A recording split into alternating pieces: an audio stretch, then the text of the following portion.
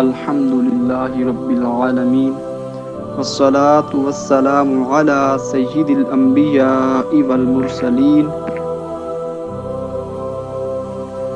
اما بعد فاعوذ باللہ من الشیطان الرجیم بسم اللہ الرحمن الرحیم الذین یؤمنون بالغیب ویقیمون الصلاة ومما رزقناہم ينفقون۔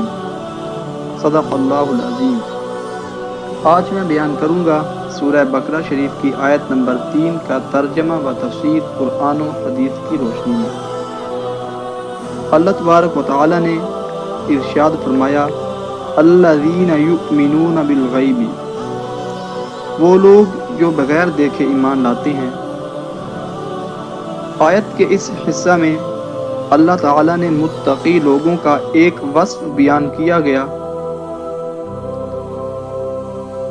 کہ وہ لوگ جو بغیر دیکھے ایمان لاتے ہیں، یعنی وہ ان تمام چیزوں پر ایمان لاتے ہیں جو ان کی نگاہوں سے پوشیدہ ہیں، اور نبی کریم صلی اللہ علیہ وآلہ وسلم نے ان کے بارے میں خبر دی ہے، جیسے مرنے کے بعد دوبارہ زندہ کیا جانا، قیامت کا قائم ہونا، اعمال کا حساب ہونا اور جنت و جہنم وغیرہ۔ ایک قول یہ بھی ہے کہ یہاں غیب سے قلب یعنی دل مراد ہے۔ اس صورت میں آیت کا معنی یہ ہوگا کہ وہ دل سے ایمان لاتے ہیں۔ آگے غیب سے کیا مراد ہے؟ غیب وہ ہے جو ہم سے پوشیدہ ہو اور ہم اپنے حواس جیسے دیکھنے، چھونے وغیرہ سے اور بدیہی طور پر عقل سے اسے معلوم نہ کر سکیں۔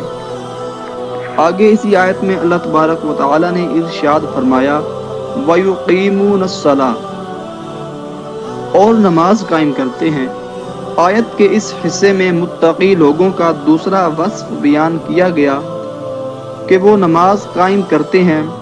نماز قائم کرنے سے مراد یہ ہے کہ نماز کے ظاہری اور باطنی حقوق ادا کرتے ہوئے نماز پڑھی جائے۔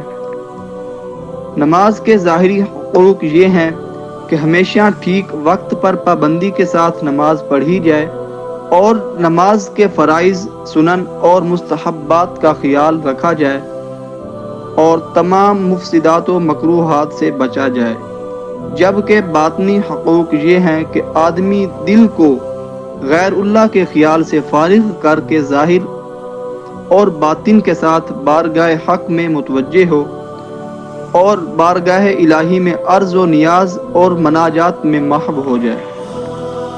اسی طرح قرآن مجید اور احادیث میں نماز کے حقوق کی ادائیگی کے ساتھ نماز پڑھنے والوں کے فضائل بیان کیے گئے اور نہ پڑھنے والوں کی مذمت بیان کی گئی۔ چنانچہ سورہ مؤمنون میں اللہ تبارک و تعالی نے ارشاد فرمایا بے شک وہ ایمان والے کامیاب ہو گئے جو اپنی نمازوں میں خشوع و خضوع کرنے والے ہیں۔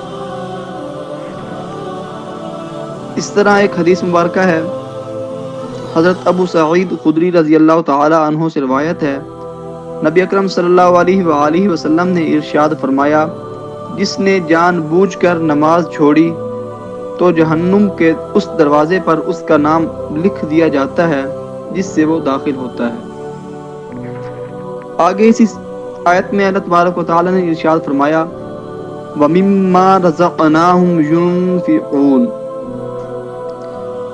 اور ہمارے دیے ہوئے رزق میں سے خرچ کرتے ہیں۔ آیت کے اس حصے میں متقی لوگوں کا تیسرا وصف بیان کیا گیا کہ وہ اللہ تعالیٰ کے دیے ہوئے رزق میں کچھ اللہ تعالیٰ کی راہ میں خرچ کرتے ہیں۔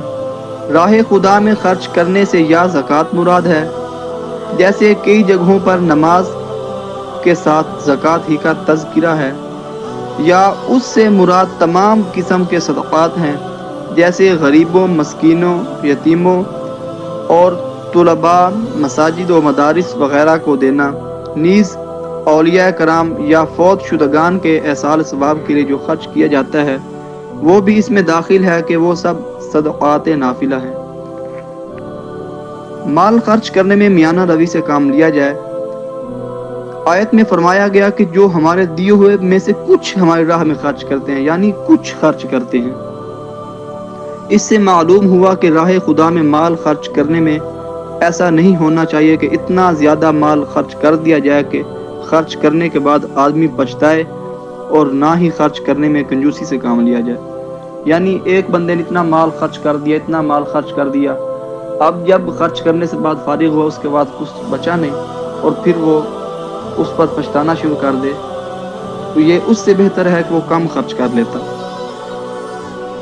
اور خرچ کرنے میں کنجوسی بھی نہیں کرنی چاہیے، اتنا بھی کم خرچ نہیں کرنا چاہیے کہ آگے والے کی ضروریات ہی پوری نہ ہو۔